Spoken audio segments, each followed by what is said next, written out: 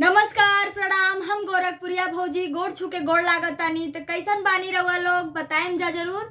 और उम्मीद बा कि आप लोग स्वस्थ होखब, मस्त होखब, व्यस्त होखब और जहाँ भी होखब जबरदस्ती होखब। तो भगवान करे, माता रानी करे कि आप लोग स्वस्थ होकी, मस्त होकी, व्यस्त होकी और जहाँ भी रही स्वस्थ रही, सुरक्षित रही, घर में रही। और ये वीडियो हम बना रहल बानी झुनझुना म्यूजिक भोजपुरी खातिर। जी हाँ, एक बार और सुन ली, झुनझुना म्यूजिक भोजपुरी चैनल के नाम है बाबू के। बहुत ही गजब वीडियो बाबू बनावेनी और बहुत ही सुंदर वीडियो बनावेनी। गाना के, डांस के, शॉर्ट वीडियो, कॉमेडी वीडियो, मतलब A to Z बाबू में कहल जाला ना, क्वालिटी A to Z भरल बा। बहुत गजब वीडियो बनावेनी। इनकर वीडियो देख के एकदम करेजा गदगद हो जाला। तो बहुत ही अच्छा लगेला इनकर वीडियो देख के।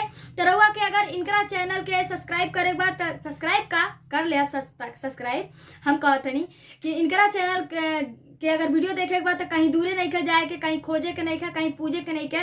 जौना चैनल से हमरा के रहुआ लोग देख रहल बानी, जौना चैनल से हम बात कर रहल बानी, जौना चैनल से स्क्रीन पर रहुआ लोग हमके देख रहल बानी, बस वही चैनल के लाइक सब्सक्राइब शेयर करे के बा। साथ में बेल आइकन घंटी भी दबावे के बा। तो जो रही ललका बटमिया बा ओके दाब के काला कर देवे के बा। जौन करी घंटिया वाला बटमिया बाटे ओके दाब देवे के बा। उससे का फायदा होई कि बाबू जैसे ही कोनो नया वीडियो डालिया नोटिफिकेशन आप लोगन के लगे आई तो तुरंत सबसे पहले वीडियो आप लोग देख पाए और बताए कि वीडियो बाबू कैसन बनावे न। और रउआ लोग के हमरा बात पे विश्वास नहीं था तो इस चैनल के 2-4 वीडियो खोली और देखी। बाबू बहुत ही अच्छा वीडियो बनावे न। जानते ही बानी लॉकडाउन का सीजन चला था तो बढ़िया वीडियो देख के ही आदमी मन बहलावेला। काहे कि टीवी का हक तो मेहरारू लोग छीन लेली, मर्द लोग टीवी ना देख पावेला तो मोबाइल में रहेला, तो मोबाइल में टाइम पास होला। तो रउआ लोग इनकरा चैनल के लाइक सब्सक्राइब शेयर जरूर करी, साथ में बेल आइकन घंटी भी दबा दी। हम रउआ लोग के सुना दे रहल बानी एक ठो गाना। तो गाना भी हमार कुछ सवाल जवाब के रूप में ही बा।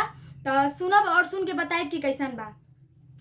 कि एक बित्ता डाल आगे पीछे रोज करेला, एक बित्ता डाल आगे पीछे रोज करेला। बतावा है बबुआ, अरे बतावा है बबुआ, ना तो अंगूरी हिलावेला, बतावा है बबुआ।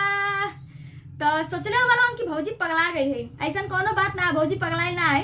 आंसर भी दे देते हैं कि टूथपेस्ट डाल आगे पीछे रोज करेला, टूथपेस्ट डाल आगे पीछे रोज करेला। सुनो ये बबुआ, अरे सुनो ये बबुआ, ना तो अंगूरी हिलावेला, सुनो ये बबुआ।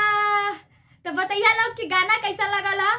और जात हम ज्यादा समय ना ले, एक छोट चुटकुला सुना देते हैं कि लोग कहेला कि दूध पियला से ताकत आवेला। हमार कहले मतलब ये अगर दूध पियला से ताकत आवेला तो 5 गिलास दूध पी लो और दीवाल हिलाइले के कोशिश करो, दीवाल ना हिली। लेकिन हम कहत है राउत चुनमुनिया भौजी, राउत गोरखपुरिया भौजी कहत रही कि 5 गिलास दारू पी लो, खाली देवलिया के तरफ ताक द, देखो का होता। ठीक बा। तो हम जात कहत नहीं कि झुनझुना म्यूजिक भोजपुरी चैनल के आप लोग सब्सक्राइब कर ले। और तब तक फिर मिलब हम ऐसे ही एक नया वीडियो में। तब तक के लिए नमस्ते, प्रणाम, जय हिंद, जय भारत।